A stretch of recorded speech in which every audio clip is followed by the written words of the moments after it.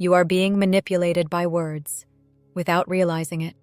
Modern people often believe that words are harmless, as if language were only a tool for describing what has already happened. But the truth is far more uncomfortable because words do not only explain reality, they influence how we feel, how we remember, how we judge others, and how we experience ourselves. Every word carries an atmosphere, and a single expression can calm a human being, wound a heart, awaken fear, create hope, build trust, or destroy it. Which is why language is never just communication, but also a force that enters consciousness. This is where manipulation begins, not necessarily with an obvious lie, and not always with a sentence that can be fact-checked and proven false, but with the quiet decision to choose words for maximum effect instead of inner truth. When people no longer say what they truly think, feel, or can responsibly stand for, but say what produces the strongest reaction, language begins to lose its dignity and becomes a tool of influence rather than a path toward understanding. This is one of the deepest crises of our time, because politics, advertising, media, social networks, and even parts of the spiritual scene have learned that human beings are often moved less by facts than by emotions. Fear, anger, guilt, hope, belonging, moral superiority, and the desire for salvation can all be activated by language, and once these emotional doors are opened, people may begin to confuse what they feel with what is actually true. A word is placed, an inner image appears, a slogan is repeated, and after enough repetition it begins to sound like reality, even when the mind has never truly examined whether the statement is clear, honest, or complete. This is why manipulative language is so powerful, because it does not always force people from the outside. It enters through memory, identity, old wounds, collective fears, and the deep human longing to belong somewhere. The danger is not that language can be strong, because truthful language may also be sharp, precise, uncomfortable, and courageous. The real danger begins when words are no longer used to clarify reality, but to control reaction. A decisive question must therefore be asked again and again. Does this word serve understanding, or does it serve steering? Does this sentence open a space for truth, or does it push the listener into a prepared emotional position? Manipulation begins when the other person is no longer respected as a free being capable of insight, but is treated as a surface on which a desired reaction can be produced through fear, shame, anger, hope, or pressure. This is why words are never innocent in public life, because language can create enemies, build camps, simplify complex situations, and make people believe that the world is divided into pure victims, guilty villains, and heroic saviors. Populist language is especially effective because it rarely works through careful differentiation, but through emotional condensation, using phrases such as the elites, the system, the strangers, the traitors, or the people against them. Such expressions are not neutral descriptions. They are containers filled with resentment, fear, injury, and rage, and they offer a false relief by giving diffuse inner discomfort a visible target. Once fear has been given a name and an enemy, the desire for control becomes stronger, and wherever control is promised, human beings can become vulnerable to leaders, movements, and systems that do not truly want freedom, but obedience. Media language can also deepen this problem, because journalism has the power to explain, calm, contextualize, and illuminate, but it can also dramatize, polarize, simplify, and turn permanent emotional alarm into a business model. The problem is not that the media report crises, because crises must be reported, but that reality is often presented almost exclusively through urgency, conflict, outrage, collapse, and threat, until the nervous system begins to believe that life itself is one endless emergency. Advertising uses the same mechanism in a different costume, because it rarely sells only products.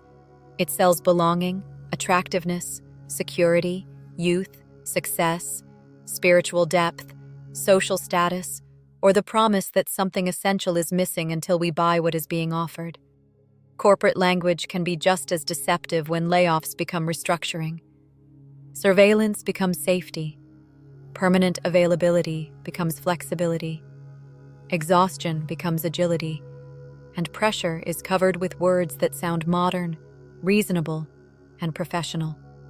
This kind of language does not merely soften reality. It changes moral perception, because what would sound harsh if spoken plainly suddenly becomes acceptable when wrapped in abstract, technical, or positive terms. Even beautiful words can become dangerous when they lose contact with the ground of reality, because a problem may be called a challenge, an imposition may be sold as an opportunity, and a painful loss may be dressed up as transformation before the human being has even been allowed to grieve. Of course, a crisis can become a challenge, a change can open a new path, and a difficult experience can become part of growth. But words become manipulative when they deny the reality of suffering in order to make a situation easier to sell. The word alternative may sound like freedom, but not every alternative has substance, and some alternatives only lead from one form of dependency into another, while giving the illusion that a real choice has been offered. The word transformation may sound spiritual and uplifting, but not every transformation is awakening, because sometimes what is called transformation is only adaptation to conditions that should actually be questioned. This is where language demands responsibility, because a word can illuminate reality, but it can also become a fog machine that hides power, pain, exploitation, or the absence of genuine choice. The spiritual world is not immune to this danger, and in some cases it may even be especially vulnerable, because words such as light, love, vibration, frequency, healing, soul plan, awakening, and consciousness can be deeply meaningful but also deeply misused. When every boundary violation is described as a lesson in love, when every pain is explained away as a soul plan, when every criticism is dismissed as low vibration, spiritual language becomes a tool of power instead of a path toward truth.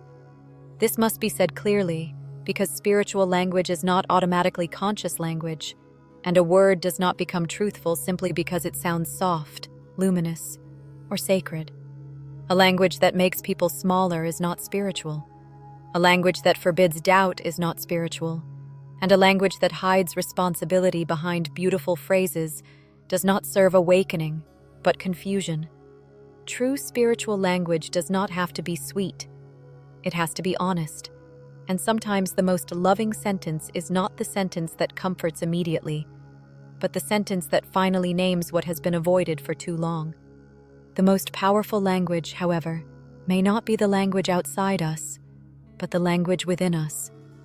Because every human being lives with an inner voice that repeats sentences about the self, the past, the future, and what is possible. Sentences such as, "I am not good enough," "This always happens to me," "I must not fail," "I have to function," "I cannot change," or "I am simply like this" are not harmless thoughts. They are inner programs shaping posture, courage, relationships, choices, and self-worth. Many of these inner sentences were inherited from childhood, family systems, social expectations, wounds, disappointments, or cultural pressure. And because they have been repeated for years, they can feel like reality even when they are only old language. This is why working with language is also working with consciousness, not in the shallow sense of forcing positive affirmations, but in the deeper sense of asking which words have been ruling our inner life without ever being examined.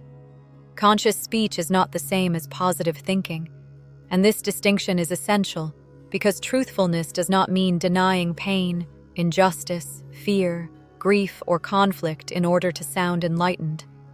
A conscious person does not say everything is fine when nothing is fine, but may say this is difficult, I see it, I remain present, and I will not allow pain to turn me into someone who abandons truth. This kind of language is neither naive nor brutal, because it can name suffering without worshiping suffering, it can set boundaries without hatred, it can criticize without dehumanizing, and it can hold hope without becoming blind. When public language becomes more aggressive, society does not merely become louder. Consciousness itself becomes rougher, because repeated contempt trains perception, until other human beings are no longer seen as persons, but as problems, threats, masses, or enemies. Every repeated term digs a path in the mind, every degrading expression lowers the next inhibition, and every cynical phrase makes the next act of hardness feel a little more normal. A society often notices too late that it has already collapsed linguistically before it collapses socially, because the preparation for division and hostility often begins long before action, in headlines, comments, jokes, speeches, campaigns, and everyday phrases. Words are not the whole path to action, but they can prepare the path, which is why conscious language is not a luxury for sensitive people, but a form of democratic hygiene, psychological hygiene, and spiritual hygiene. At the same time, we must remember that reality is always greater than language, because words can point toward truth, but they can never fully possess truth. Every serious mystical tradition knows that the deepest experiences of silence, grace, love, death, union, and divine presence cannot be completely locked inside concepts, because words may open a door, but they are not the room itself. This is why conscious speech also needs humility, because it must know when to speak clearly and when silence may be more truthful than another clever sentence. Dogma confuses words with reality. Manipulation uses words to control reality. But consciousness recognizes the distance between word and truth, and that distance is where humility can enter. The decisive question is therefore not only which words are used by politicians, media, companies, teachers, or influencers, but which language we allow to speak through us every day. So much of what we say is not truly our own. We repeat phrases from family, school, politics, advertising, religion, social media, and the spirit of the age without asking whether these words still belong to our conscience. To reclaim our language means to wake up inwardly, to slow down before speaking, to stop forwarding every sentence that sounds powerful, and to refuse words that degrade human beings, even when they receive applause from our own side. A conscious pause between impulse and expression can become a spiritual practice, because in that pause we can ask whether what we are about to say is true, necessary, precise, and in service of clarity rather than only emotional release. This is not communication technique. It is consciousness practice, because the moment we stop believing every inherited phrase, every inner accusation, and every public slogan, we begin to recover a space of freedom. In the end, language is not only a question of style, education, or politeness, but a question of responsibility, because words touch consciousness and help create the inner climate in which people live, decide, love, fear, vote, consume, and judge. Whoever deliberately chooses words to trigger fear, guilt, rage, dependency, or blind hope is not merely communicating, but interfering with the inner freedom of another human being. The first lie often does not begin with a false statement, but with a half-truth emotionally charged, a beautiful word without ground, an alternative without substance, or a promise of hope that secretly serves control. A culture that loses its language does not first lose grammar. It loses truthfulness, and when truthfulness disappears, reality becomes easier to manipulate. This is why the work of conscious language is spiritual work, because every word comes from an inner attitude and strengthens an inner attitude, whether we notice it or not. A more conscious world does not begin only with great speeches or public declarations. It may begin with one sentence we no longer repeat automatically, one insult we refuse, one term we examine, one truth we speak clearly, or one silence that protects dignity. When we change our language, we may not immediately change the whole world, but we change the place from which we see the world. And that is where consciousness begins. If this reflection speaks to you, subscribe to Spirit Online for more videos on consciousness, spirituality, society, and the deeper questions of human life. And share this video with someone who still believes that words are harmless.